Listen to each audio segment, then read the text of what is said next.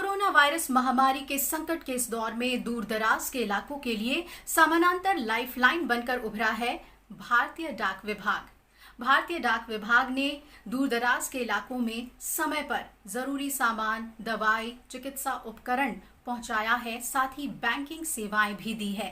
इसके अलावा डाक विभाग ने खाने पीने की चीजें और राशन वितरण का काम भी किया है। किस तरह ये सब कुछ संभव हुआ, देखिए राज्यसभा की इस खास रिपोर्ट में। डाकिया डाक लाया, एक दूसरे का संदेश पहुंचाने वाले यही डाकिये अब कोरोना योद्धाओं के तौर पर महामारी की चुनौतियों से निपटने में देश की मदद कर रहे हैं। चुनौती बड़ी है तो इन डाकियों का हौसला भी बुलंद है। तभी तो देश के तमाम दुर्गम इलाकों में ये घर घर जाकर आधार नंबर बेस्ड पेमेंट बैंकिंग के जरिए लोगों को पैसों का भुगतान कर रहे हैं। इस काम में ड्यूटी से ज्यादा उनका समर्पण भाव दिख रहा है। बैंकों पर ज्यादा दबाव ना हो, साथ ही लोगों को घर से निकलना भी ना पड़े, डाक विभाग ने यह सुनिश्चित किया है। भारतीय डाक की ओर से किए गए ये कामकाज उसकी अहमियत को बताते हैं। डाक विभाग ने 2.3 करोड़ सेविंग खातों से 33,000 करोड़ रुपए का ट्रांजैक्शन किया है। 23 लाख आधार इनेबल्ड ट्रांजैक्शन से 452 करोड़ रुपए का वितरण हुआ है। 74.6 लाख डीबीटी भुगतान का 700 करोड़ रुपए का वितरण हुआ है और 31.5 लाख मनी ऑर्डरों से 355 करोड़ रुपए का वितरण किया गया। इसी तरह इंडिया पोस्ट पेमेंट बैंक से 2600 करोड़ रुपए का वितरण किया गया है। लॉकडाउन के दौरान डाकघर सारी बुनियादी और वित्तीय सेवाएं दे रहे हैं। फिलहाल स्पीड पोस्ट के जरिए दवाओं की डिलीवरी को खास प्राथमिकता दी जा रही है। डाकिये रविवार को भी दवाओं का वितरण कर रहे हैं। नागरिकों की सुविधा के लिए कई इलाकों में मोबाइल डाकघर खोले गए हैं। कई जगहों पर वेंटिलेटर, कोविड-19 टेस्ट किट और दूसरे चिकित्सा उपकरणों को कार्गो एयरलाइंस और मेल मोटर नेटवर्क से पहुंचाने का काम जारी है।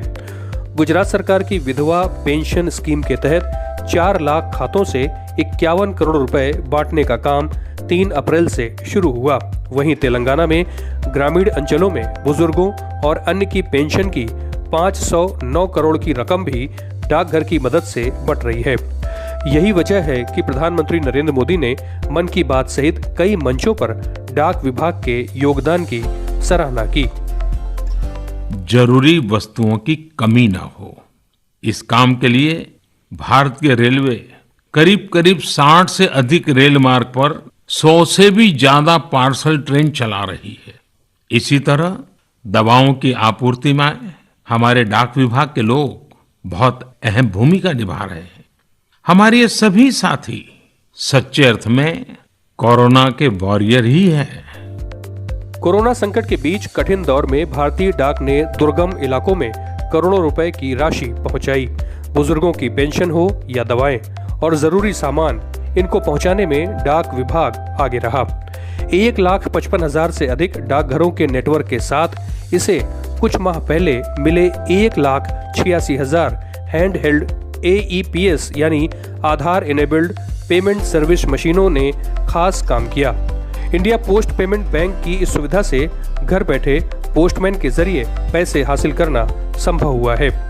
कोरोना संकट में डाक विभाग की बढ़ी हुई भूमिका के मद्देनजर सरकार ने भारतीय डाक सेवकों समेत सारे डाक कर्मचारियों को 10 लाख रुपए तक की क्षतिपूर्ति भुगतान का फैसला भी किया है। भारतीय डाक विभाग जो केवल चिट्ठी बांटने का, लोगों तक पहुंचाने का कार्य कर रहा था, वह भारतीय डाक विभाग आज लोगों के लिए औषधियां भी पहुंचा रहा है।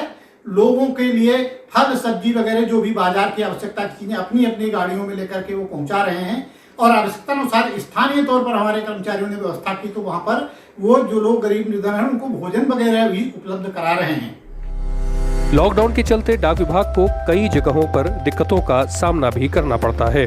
रेलवे और सड़क परिवहन सेवाएं बाधित होने से भारतीय डाक को नई रणनीति बनानी पड़ी है।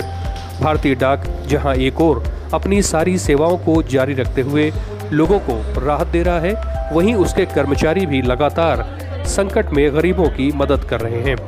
कहीं प्रवासी मजदूरों के लिए फूड ऑन व्हील्स आरंभ किया गया है, तो कहीं मेल मोटर वाहन से भोजन पार्सल दिन में 2 बार बांटा जा रहा है। भारतीय डाक की लाल रंग की डाक गाड़ियां बेघर और भूखे लोगों के लिए उम्मीद की नई किरण बनकर उभरी हैं।